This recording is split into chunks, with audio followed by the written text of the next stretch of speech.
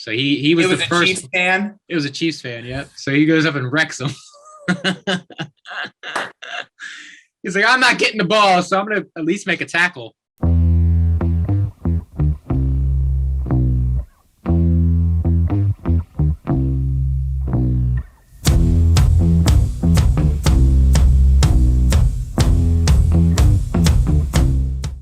Okay, are you ready to get into the divisional games? Let's get into the games. What a crazy weekend of games. Okay, so let's start with that. Yeah.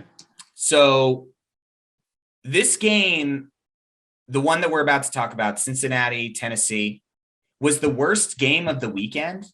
And it was an awesome game to watch. Like it was a back and forth affair. It came down to the last drive for the Bengals after an interception by Ryan Tannehill. And Evan McPherson, cold as ice, dude. He just goes out there and boots the game winner. They win on a field goal, and they're moving on to the AFC Championship game. A very young and very hot Bengals team. We've been talking about them all year. We just opened up a pod talking and waxing poetic about Joe Burrow. But let's start with Tennessee first. Ryan Tannehill, 15-24, 220 yards, 1 touchdown, 3 interceptions. The 3 interceptions resulted in 6 points. That's the outlier right there. That's why they lost. And it's like, so what do? Are they in the quarterback market next year? They're paying him a lot of money. Yep. They made it to the playoffs 3 years in a row. The first year they made it to the AFC Championship, got waxed by Kansas City, and they haven't made it past the divisional round since then. They would have won this game if Tannehill didn't throw 3 picks. I think they outgained Cincinnati potentially in yardage. I mean, he sacked Joe Burrow 9 times. They sacked Joe Burrow 9 times. Like this was almost like a redemption for me in my mind. Like I was seeing Joe Burrow get sacked every other play, and I was like, yes, it's finally proven. They should have drafted an offensive lineman over Jamar Chase. This is the proof right here. But they still end up winning, because Tannehill just gifted him 3 interceptions. I mean, the one play where the safety came up and batted the ball to himself was a hell of a play by that safety. I was disappointed, because as a AFC North Ravens lover, I know different people have different opinions on that. Like some people like to have a representative in the Super Bowl of their division, but I'm a hater, man. If it's not the Ravens in the Super Bowl, I don't want any AFC North team in the Super Bowl. Agreed. Personally, that's how I think it should be for everybody. That's how. Yeah, that rivalry, that respect, not hate, but respect, hate, and especially Joe Burrow. I don't want Joe Burrow making the Super Bowl for Lamar Jackson. I know. I don't want Baker. Well, I don't think Baker Mayfield will, but I don't want Baker Mayfield making it to the Super Bowl before Lamar Jackson. Hell, I don't even want Josh Allen making it to the Super Bowl before Lamar Jackson. Jamar Chase, 100+ yards again. Joe Burrow, 350 almost. Yeah, 100%. Evan McPherson looks like a guy, and he's young too. That could be I think he's a guy for them. Can I say something about the Titans? I think. Go ahead. So the Titans have made the postseason, yes, in recent years. There is a direct correlation with the Titans making the postseason and Andrew Luck retiring for the Colts. I think that is, you can look at that moment in history, Andrew Luck retiring early, and there is a fascinating multiverse timeline where Andrew Luck keeps playing, and maybe the Titans don't exactly have the talent to compete with that team in recent years. And the other 2 teams in their division are the Jaguars and the Texans, who are god awful. They have everything else in place. The defense was flying around against the Bengals, 9 sacks. We talked about D'Amico Autry. We talked about Simmons, the guy that he had 3 sacks all by himself. Like they were all over Joe Burrow in this game, all over him. And then they still lost at home, where they haven't won a playoff game since 2003. Do a thought exercise with me and imagine Aaron Rodgers in this offense. Aaron Rodgers with Julio Jones, who played pretty well this weekend. There were moments where I was like, oh, Julio, look at you. He had been injured. He'd been battling some stuff during the season. He had 6 catches for 62 yards. Derrick Henry played all right. Yeah.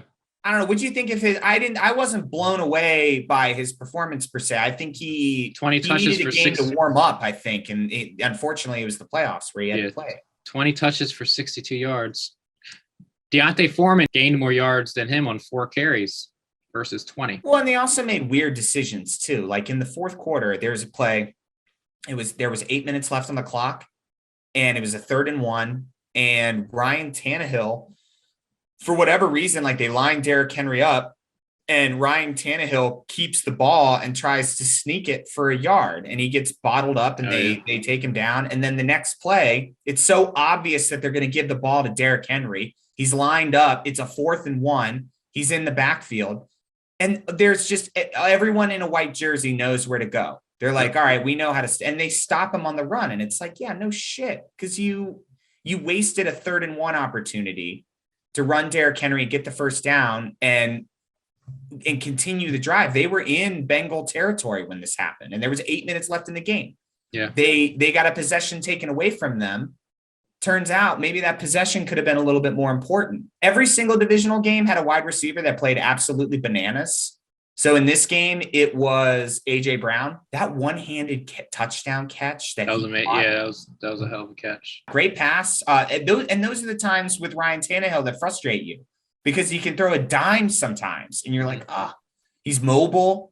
You know, like if that 3rd and 1 run that we just talked about, if that was on the 1 yard line, I'd be like, yeah, let Ryan Tannehill run it in for a touchdown. It's what he's good at doing. Yeah. We had a bet. He didn't get a rushing touchdown this game. Yeah, he didn't. I was thinking about that when Derrick Henry got that rushing touchdown. I was like, that should have been Ryan Tannehill's touchdown right there for Ben. You didn't hear. I called Mike Vrabel, and I said, listen, motherfucker, I don't want to see Ryan Tannehill leprechauning into the end zone. I want a grown ass man scoring a touchdown. I don't need Irish Mario. I hate. We talked about the last part. We won't go over it. So I didn't answer your question. Do I think Ryan Tannehill? Do they need to replace him? That's tough, man. I don't know. I mean, they're like you said, they're in a cake division. I think they probably stick with him. Maybe they I'm sure they might draft a quarterback. Put pressure on him. Yeah, put pressure. Probably not in the first round, but right. Rodgers is on the market. Russell Wilson on the market. You saw what happened with Tom Brady when he was a free agent, and only a few teams inquired about him. That's worth all the money in the world if you can get an immediate Super Bowl with Aaron Rodgers, and I think that's possible. If something's not working out with him in Green Bay, man. They always have the best record. They're always top 1 seed, 2 seed in the playoffs, and they just can't go over that hurdle of getting into the Super Bowl. So it's a testament to how hard it is to win it. I mean, we look at Tom Brady and we think to ourselves like, oh, wow, you know, all these Super Bowls, it must be so that's why what he does is so extraordinary. I mean, think about Ray Lewis. He won a Super Bowl in the beginning of his career, and then he won a Super Bowl 13 years later. Yeah. And there was a large gap in there where sometimes the Ravens underperformed. He's one of the greatest linebackers. I know the quarterback position is a little different. You hold the ball a lot more. A lot of the gameplay is dependent upon your ability to play, but I don't see why he would leave Green Bay. Why? Because it's not working. But what is it that you can put your finger on that it's not like there's nothing obvious there that I put my finger on and I go, wow, this is the issue with this team. It's hard to win a Super Bowl. And I think there's a huge market for Aaron Rodgers. Like, I'm worried he's going to go to the fucking Steelers. I'm worried that's going to be that's worst case scenario. Oh my God. I think he should go. Actually, I think he'd be a great fit in Nashville. He's got AJ Brown. He's got Julio as his second. Derrick Henry running the ball. So it puts a lot of pressure off of him. It's Nashville, Tennessee. Why wouldn't a quarterback want to play? I love Nashville. When I went, they're stoked about the Titans. They're a pretty dedicated fan base. Like I think that's a natural fit for Aaron Rodgers personally. Yeah, but I think the favorite's going to be Denver with them just hiring Green Bay's offense coordinator. Good point. But they also have a young, really good defense. I mean, they got rid of Von Miller, but they got Patrick Surtain. Yeah. They got dogs. They got Jerry Jeudy, Cortland Sutton, KJ Hamler. They got Patrick. It's a question that's going to reshape the NFL landscape, really, wherever he decides he wants to go. Let's get back to the game. Real quick on Tannehill. 21 touchdowns, 14 interceptions this year. It's not great. It's not great, but it's enough. They're a run first team. I don't know. Yeah, I'm with you. I'm with you. Maybe they need to shop around. I know they paid him a lot of money, but you can always get out of a contract and maybe it'll save you some space. Who knows? Yeah. Let's go into game specifics real quick. Did you like the idea for going for 2? The score was 6-6. The flag was called on the Bengals for 12 men in formation. They moved it up. Yep. Yeah, and then they decide we are going to go for 2. They decide to go for 2, and Derrick Henry gets stopped on the run to the right. Did you like that call? I hated it. Yeah, I don't think you do it there. Why there? It's the first quarter, and what are you getting? What are you getting? Like, what are you getting off of that? Well, you tie. So you tie the game 6-6. Right.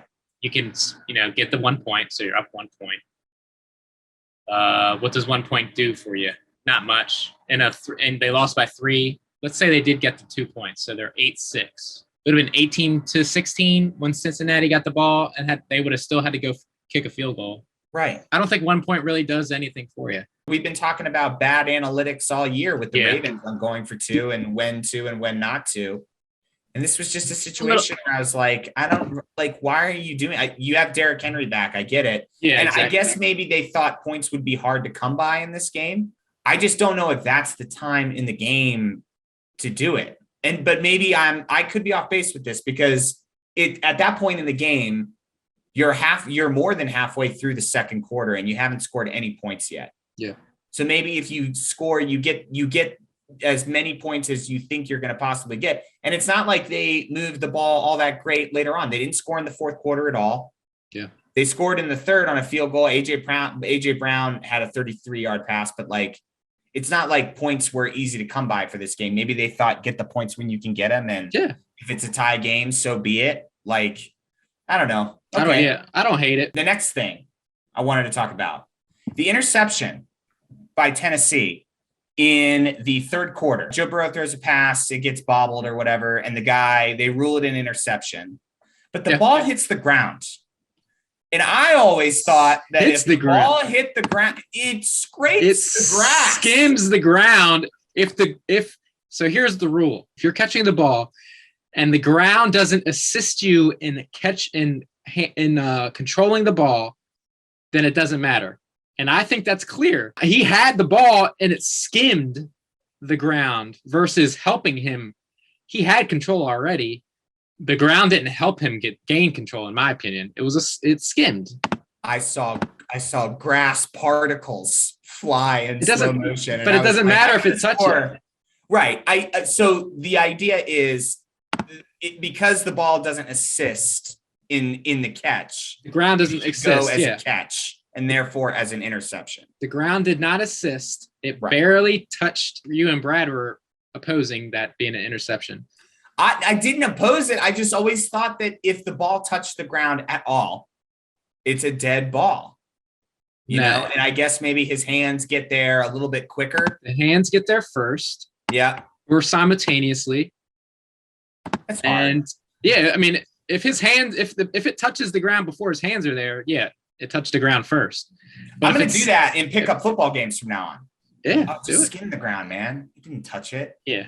I know you saw dirt fly up everywhere, but don't worry about it. Okay, good. I don't have a problem with it either way.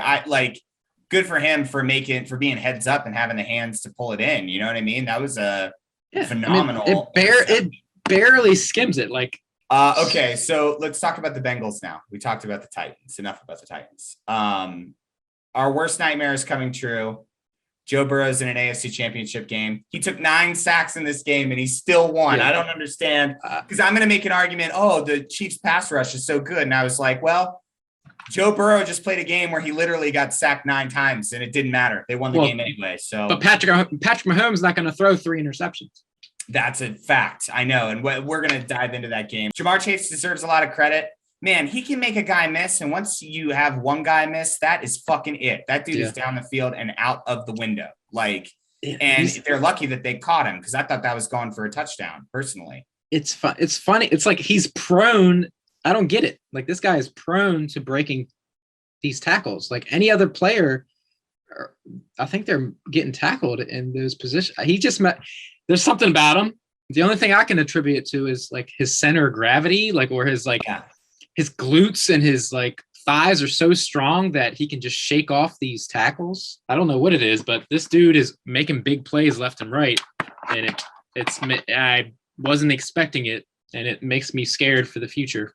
He's shifty and he can get to top speed quickly. Yeah, quick, very quick. After he breaks that tackle, he's out the window. He's gone. Yeah. See you later. It's over. Mm-hmm. 5 catches for 109 yards. He was, he had that one huge drive, that one huge play that kind of made up for a lot of the yardage there. But still, he was there when his name was called. CJ Uzomah had a lot of catches. We talked in the previous pod that, Tennessee's really good at bottling up tight ends. Mm-hmm. If they were double teaming Chase and they were sending the house against Joe Burrow, it's easy for CJ Uzomah to just go occupy the center of the field. He finds it for a first down and that's it. Right. I thought they utilized him really well in this game. When you have Jamar Chase taking attention, let's not forget T. Higgins. He had almost 100 yards as well. And then you also have Tyler Boyd. He's a number 2 wide receiver. And they have 2 number 1 receivers. They have a number 2 receiver who's acting as a number 3 receiver. Yeah. So, you got a lot of people that occupies some defensive eyes. 7 catches for 70 yards against like you said, against a team that was played very well against the opposing team's tight ends. And then the one thing I will say about the Bengals, they're not a perfect team, right? The run, they stink at running the ball. I know that Joe Mixon had a pop. He actually ran in for a touchdown in this game. He had a couple pops, but overall, Joe Mixon has not been very impressive in the run game. Where he has been effective is the pass game. Pass catcher, yeah. I think he caught like 7 balls for 60 yards or something like that. So I think they're utilizing him in the pass game a little bit more, which why the fuck not? Yeah.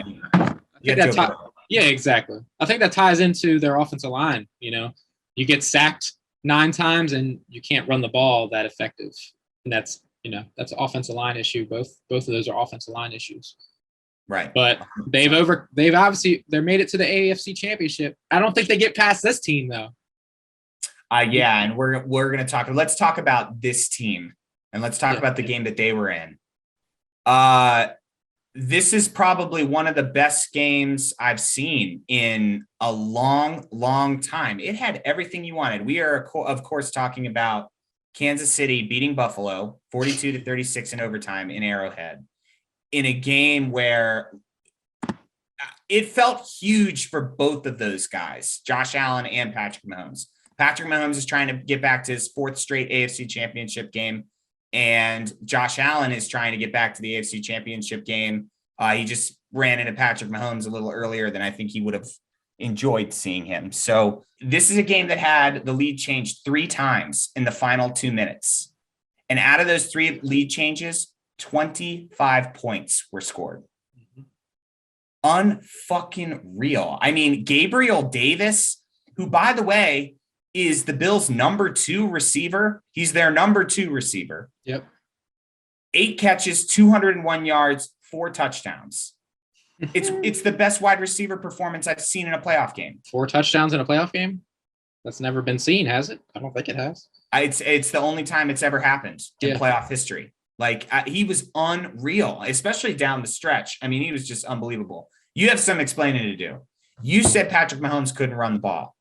I did not say that. I said they're different because we were comparing the 2 teams. Watch the tape. Everyone on Squawk watching this video right now, go back in the tape and in the comments section, I want an exact quote of what Chad said. I'm pretty sure I said because we were comparing the 2 offenses, how they're very similar. And I was saying the only difference between Mahomes and Allen is that they use Allen as a design runner, and Patrick Mahomes isn't used that way. He gets his runs off of broken plays and running out of the scrambles. That's what I was saying. I'm not saying that. And you see it in the first drive. He had a 35-yard run at one point where the center of the field just opened up for him, and he was just, all right, well, see you later. I'm sliding down on the Buffalo 26. Yeah, 34, 35. Yep. And then he had a great run into the end zone. And before that, he had a run for a first down. Yeah. He was running the ball all over the place. I was like, wow, did somebody call and say what Chad said? And I did not say he can't run. I said he's not used as a runner. The Bills use Josh Allen like the Ravens use Lamar Jackson in design runs and pass the run options. Yeah, they don't do that with Patrick Mahomes. Man, he was incredible though. Not only how many yards did he get off scrambling? Let's see. 69 yards. He's the lead. He led the team in rushing. And so did Josh Allen. And Josh Allen led his team. 68 yards versus 69 yards. They had to give him one extra yard to prove me wrong. I know, and they didn't do it. And on 69 too, what a number. And not just that. I mean, obviously throwing the ball, both quarterbacks were just like, it was cerebral, man. It was like watching the future in front of you. Like, how many times do you think we're going to see these two balling out? I hope, my goal ultimately is to have Lamar Jackson in these conversations. Yeah, exactly. As of right now, with the down year that Lamar had, this Allen Mahomes thing has reached epic proportions. They shut down Stephon Diggs. Yeah, they did. Catch for 7 yards. I was shocked. I was like, what? I never saw him. And he had a tackle. Stephon Diggs had one tackle against that streaker. Oh my God, he's the one who tackled the streaker. Okay, so he wasn't streaking. He wasn't streaking, but he was running on the field, and I bet you Diggs was like, I got to let some frustration out because I'm not getting the ball. So he was the first Chiefs fan. It was a Chiefs fan, yeah. So he goes up and wrecks him. He's like, I'm not getting the ball, so I'm gonna at least make a tackle. I love this guy. Not only because he graduated from my alma mater, he's from Maryland. He graduated from Maryland, but I love this guy. That's hilarious. I didn't know he did it. I thought it was security. I saw a yellow jacket on the broadcast. Hey, Diggs saw, it was like a bull. He saw that red, and he was like a bull. What an awesome game to streak in. This is like one of the all-time. It wasn't I want to clarify. He wasn't naked. He wasn't streaking. He ran onto the field. He ran on the field. I don't know what you call. I don't know what you call it when you're just running on the field, but he wasn't naked. What do you call it? What do you call that? A runner? We got a runner. Stephon Diggs with 3 catches for 7 yards. 3 catches for 7 yards. Okay. That's crazy. Not great. They shut him down completely. And in a game where you're playing against Jamar Chase, maybe that's sort of the strategy you have to employ, although the Bengals seem to mix it around a lot. I mean, where was the defense in this game? Tyrann Mathieu got hurt in the fourth quarter. What was the Bills' excuse for their defense? Like, obviously, you love big scoring games, and you love when teams score. So people love that. But being a Baltimore Ravens fan, we're very proud of defensive play. 25 points scored in less than 2 minutes. Well, let's break it down, because that's where a majority of the points came from, right? Yeah. It was this last ditch effort for both teams to win the game. Like, there was the route from Buffalo, I guess is where it started, when they took the lead 29-26. Gabriel Davis on a 4th and 14, he just jukes the corner, and that's it. I mean, he put the cornerback on a turntable. Cornerback broke his ankles, man. Yeah, and then he finds him in the end zone. So that makes the game 29-26, and you're like, holy shit, Buffalo just took the lead. Like, all right. So there's 2 minutes left. Mahomes has to respond. Yeah. That's what I was saying. It's like 2 minutes left. I was like, that's plenty of time for Mahomes. And then, there were plays obviously before that, but the Tyreek Hill catch where it's cover 2 man. He's got safety help, but with cover 2 man, Tyreek Hill knows, all right, I'm just going to occupy the center of the field. He throws him the ball. He catches it, and he's just fucking gone. He's so shifty. He's another guy, shifty and fast. Watching him pull away from those defenders was just like speed kills, man. And then, so here's a question for you. When he's chucking up the deuces going into the end zone, why is that not taunting? Dude, I was like, if this gets taken back because of a taunting call, based on what they were doing all season, that should have been a taunting call. And that happened before he was in the end zone, so that would have negated the touchdown, right? I wonder if it has something to do with if you do it during the play, it's not a penalty, but if you do it after the whistle is blown, and it didn't make any sense to me. I was like, how is that not taunting?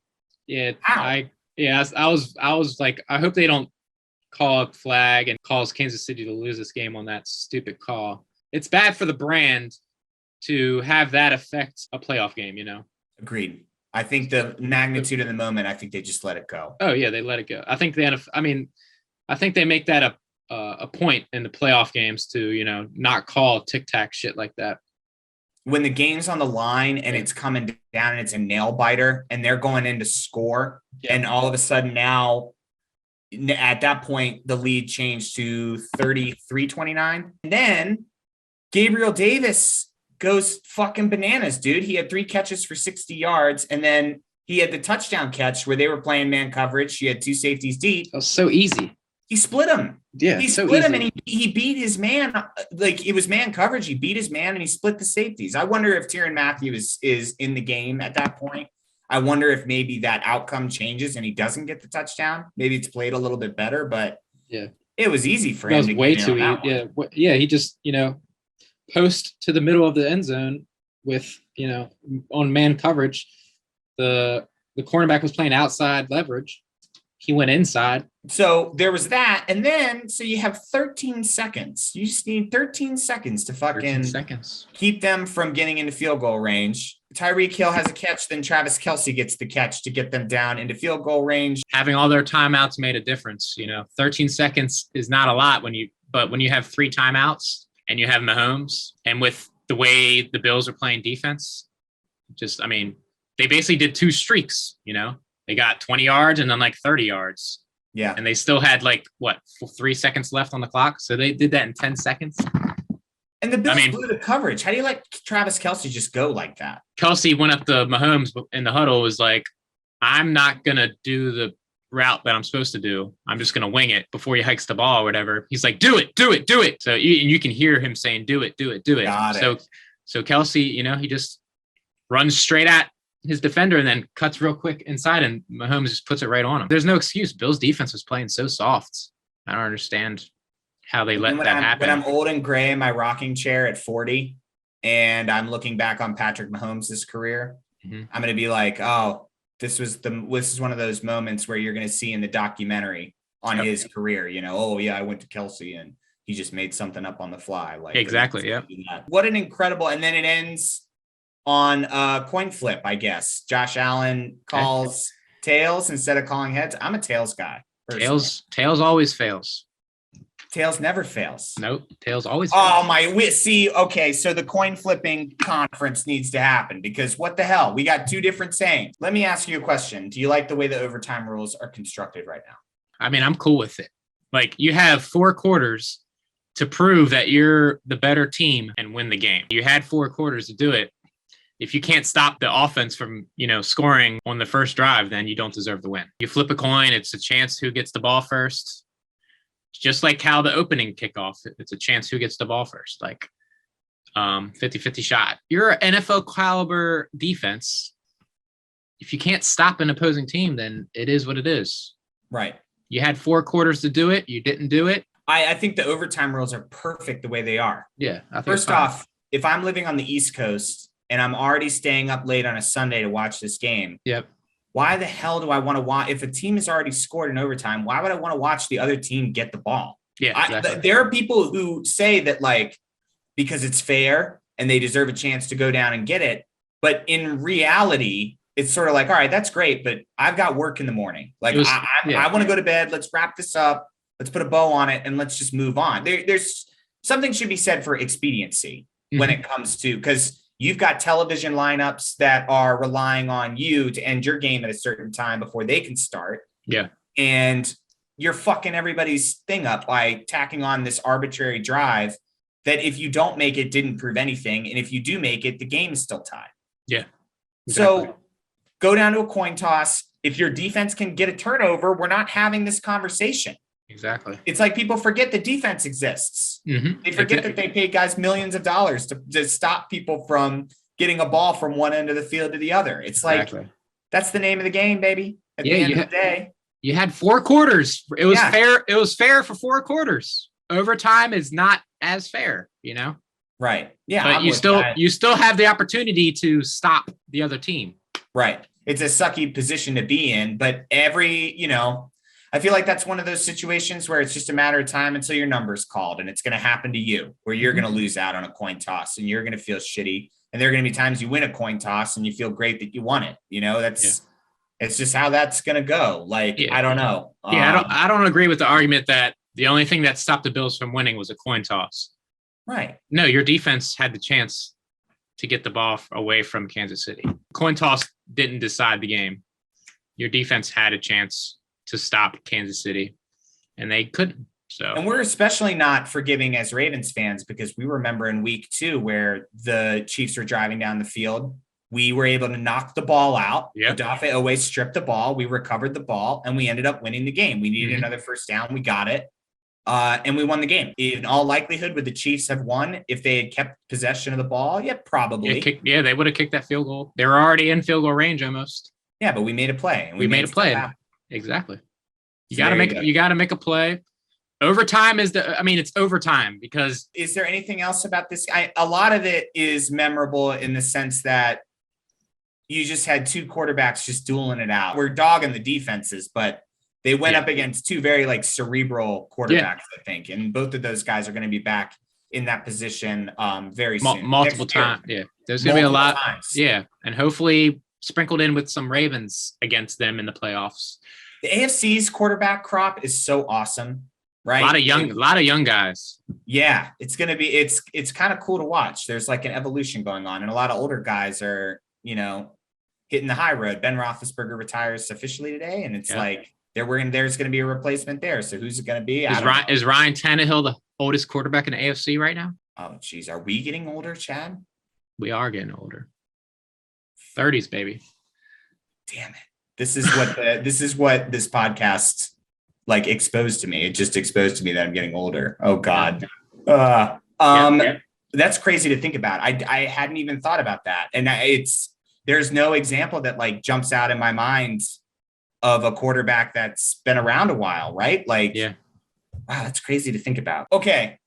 AFC Championship Game preview.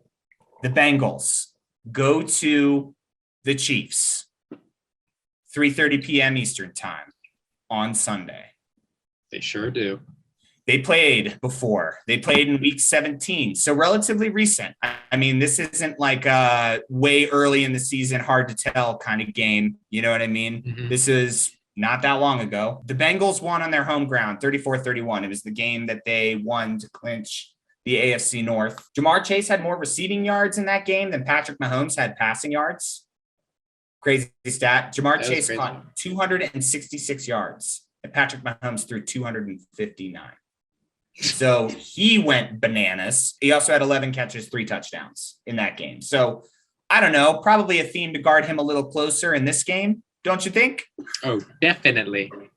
You got it. What he's done in the playoffs. I mean, the move he put on the Tennessee guy to get yards, the move he's put on the Ravens multiple times this year. He's shifty, man. They need to maybe double team him, right? Hopefully Tyrann Mathieu is healthy for the game. Question mark.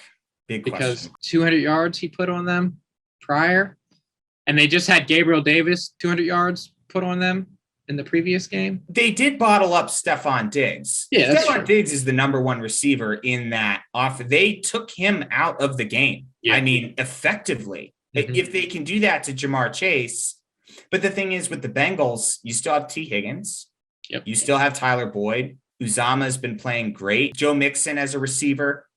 You could sprinkle him in the mix there. It worked the first time they met. I mean, Joe Burrow threw for 466 yards and 4 touchdowns in that game. He outdueled Mahomes. They came back from 3 14-point deficits to win the game on an Evan McPherson field goal. That is interesting. So what do you make of that? The Bengals hung in there the entire time in week 17 and then ended up nicking the game from them. Do you see something like that happening in the AFC Championship Game? You got to score way more points than them because your defense is not going to limit them to under 20 points. They have the players on offense to do that, outduel them. They got, like you said, they got the 3 receivers, they got the tight end, they got the running back that catches, and you got Joe Burrow who's playing lights out. Mahomes and the Kansas City Chiefs back-to-back weeks have put up huge numbers against Steelers, against the Bills.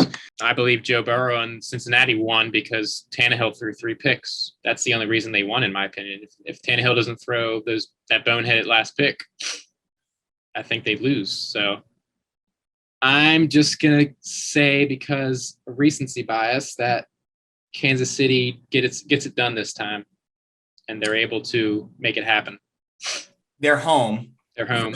Yeah. So you know that it was different before they were in Cincinnati. Cincinnati has a problem with finishing drives, and the problem stems from them not being able to protect Joe Burrow from getting sacks. You know, you sack Joe Burrow on a second down and he's got a 3rd and long. Yeah. It puts immense pressure on that offense to make a big play and to be that dynamic of a unit. And I think Kansas City does not have that problem. Nope. There were certainly possessions where Kansas City can go 4 and out, but it's not the norm. Mm-hmm. And I feel like Cincinnati, sometimes their drives stall. It's why Evan McPherson is so important to that team. And it's why he gets a lot of the attention drawn to him, because he's kicking game winners, and the Bengals aren't, you know, some of the drives that they're going on, they're not sustaining them. Yeah. I think that bites them in the butt, and it comes from having a bad run game and which stems from a bad offensive line. I think the O-line is still bad. And I think, but it's crazy, because how can you know, is the pass rush for Tennessee that much better than the pass rush for Kansas City? Right. I would say no. Yeah. I think Tennessee's is way better. They looked amazing last weekend. I mean, really, like, flying around all over the place. I don't see, you know, if he can get sacked 9 times and still win the game, that's a crazy outlier in this, right? It's almost like you can take the pass rush away because you've seen what he's done against a better pass rush, right? I mean, I don't know. Like, I just feel like Joe Burrow can handle that sort of thing. If they're caught in these 3rd and longs that they tend to find themselves in because they can't protect Joe Burrow, that doesn't bode well against a Kansas City team that has no problem driving down the field whenever they want. Oh, it's wild to see. I'm looking at the highlights from the previous game right now. The Jamar Chase, like, both of his touchdowns were like huge missed tackle opportunity, big play, like 70-yard touchdown things. I don't know how that's sustainable. It has been for the most part of this year, but I think that's reasons why they drop games to, like, the Jets, and they drop games to these random, like, bogus teams, is because of what you're stating. Their offensive line is not good enough to sustain runs and to, you know, protect Burrow. And they have the firepower to make these big plays, but it's not gonna work in this game, because Patrick Mahomes is not gonna gift you 3 interceptions. And when I will say this too, the Bengals, as far as their defense is concerned, the secondary, Jesse Bates is a for real safety. Yeah, he had a pick in this last game. They've got guys who can turn the ball over on defense. It's the O-line that's the big issue with this team. Mm-hmm. Yeah, I mean, they got a middle of the pack defense. They're ranked 18th in the league, but, you know, Kansas City's defense is 27th. I'll give you what what ESPN's got. So for the matchup predictor, 69.6% in favor of the Chiefs. The spread is -7 in favor of the Chiefs. That seems really high. That's very high. Yeah. The over-under is 54.5. They think they're just going to sling it. And there's evidence to suggest that this is just going to be one of those games where fuck the run. The Chiefs as a unit, their running back core, they've played a lot better in previous weeks than they have. Like the last couple of weeks, I think they put up almost 300 yards on the ground. So they're playing a lot better. But it's certainly non-existent for Cincinnati. And they've got 2 quarterbacks who can sling it all over the place. So why not have the over-under at 54.5? That's high. Game time weather, 44 degrees and partly cloudy. So it's going to be a beautiful day to play football. What do you got for a score? Do you have a score prediction for this? 29-21, Kansas City. The Chiefs, there's definitely an avenue where the Chiefs could lose this game. I'm thinking of it from a freshness perspective. The Bengals really, they're playing with house money, right? Mm-hmm. So I don't think they anticipated being in the AFC Championship game this year. Nobody really expected them to. I expected them to make their statement next year, but they've done it this year because Joe Burrow's came back from reconstructive surgery on his leg, and he looks better than he ever has. The Bengals are 2-4 when they allow 5 or more sacks. That's going to be, can the pass rush of the Chiefs get to Joe Burrow and make him uncomfortable, force him into these 3rd and long situations where the Bengals do have a hard time moving the ball. But Tyrann Mathieu out. I mean, I don't know. There is an avenue here where the Bengals are playing with house money. The Chiefs are exhausted because they've been to 4 straight AFC Championship games. They might be in their 3rd Super Bowl in the past 4 years. Is there an argument to be made for that? They're still in their early prime of their dynasty. I don't think there's any, they're not even close to, being tired of making it 4 years in a row to the AFC Championship, and 2 years in a row to the Super Bowl. I think they proved it. With the pressure that the Chiefs are under in some ways, right? Like there is a lot of pressure for Patrick Mahomes' legacy. Everyone's looking at him like, oh, can he win a second Super Bowl? He's the only quarterback in this entire crop that has won a Super Bowl before. I think there's some sort of pressure on the Chiefs in some ways, like to continue this, because every time the Chiefs stumble, it seems like the narrative is, oh, things are falling apart. Patrick Mahomes isn't the same. Like he's doing all this other stuff. Why is he doing this? The offense isn't working. There's becomes this spiral of, oh, we expect the Chiefs to be at this level at all times. Right. The Bengals don't have that. The Bengals are kind of new on the scene, and I think they've got something that they've built there. And they're kind of going into the AFC Championship game thinking, we didn't expect to be here. Let's play loose and let's play like we always do. We have a shot at going to the Super Bowl, right? I mean, but it's fair to say like injuries haven't really affected the Chiefs. It's just been kind of like slumps in play. Yeah, they get over it and they rally on a run again, right? They had a Super Bowl loss slump early in the season, but this team, the team I watched Sunday, doesn't look like a team that is they're under pressure to make it to the Super Bowl. They look like a team that is motivated to prove that they want to win. They want to win that Super Bowl back. I don't think there's any pressure. The only pressure they're putting a pressure on themselves, but not from the out. I don't think there's any pressure from the outside. I think it's all internal. Like they know that they're the best team in the AFC. They know they're the best team in the NFL, and they fell short, last year. I mean, the big result of them losing was their offensive line health. They lost like multiple guys in the playoffs and starters. So I think they have a fire. I don't think they're going to let this Cinderella team of not this team that wasn't expected to make this far. So they're playing with house money to ruin that. I don't think it's going to happen. Yeah. But I mean, and they are too. They shouldn't throw away their shot at this. Like the Bengals they're a younger team, and it's a great opportunity for them to just kind of burst onto the scene. I don't think they win. I think that 3rd down stuff, really, it's going to fuck them. And I think this is the game that fucks them because they're going up against a high-powered offense. But they found a way to beat them earlier in the season. I've got Chiefs 34, Bengals 31. And I got the Chiefs moving on to the AFC Championship game. So that's what I've got for that. But I don't know. This Joe Burrow thing. Yeah. He's a guy, man. I've been really impressed with him. In week 17, they had more to play for than Kansas City did as well. Which they wanted to confirm that they win the division. And the Chiefs put up 31 points in that game.